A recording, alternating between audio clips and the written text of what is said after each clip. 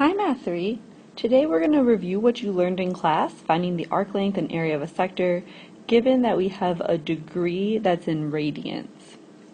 So angle measurement that's in radians. And so when we do this, we want to convert our radians to a degree measurement and then use the formulas you have already learned to find the arc length and the area of a sector.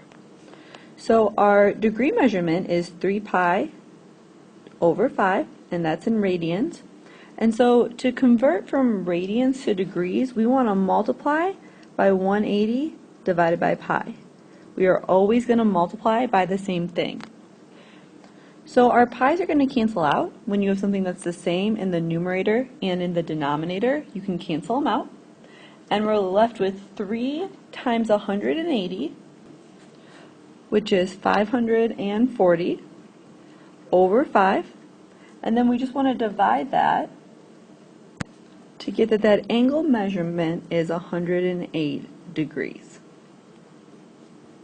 So our angle measurement, we actually know our radius as well. It's equal to 12. It tells us that in the problem. And so the first thing we're going to do is find our arc length. So to find our arc length, we use the formula theta over 360 times 2 pi r. So my theta is 108.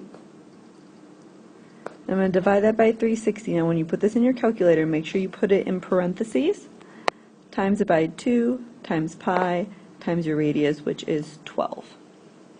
At this point you want to just plug and chug in your calculator. And again, make sure you put that fraction in parentheses. And once we do that, we get that the arc length is 22.62 when we round it. So that's how we find our arc length. The next thing we need to do is find our area of our sector.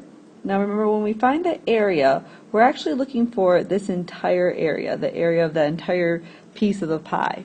And so our formula for that is theta over 360 times pi r squared. And so again, we're just going to fill it in and then plug and chug. So we know theta is our angle measurement. It's 108 degrees over 360 times pi times my radius squared, which is 12 squared. When you put this in your calculator, again, that fraction has to go in parentheses. Otherwise, it won't come out right. And we get that the area of this sector is 135.72. So go ahead and repeat this problem 2 more times and then try the problems on the back on your own.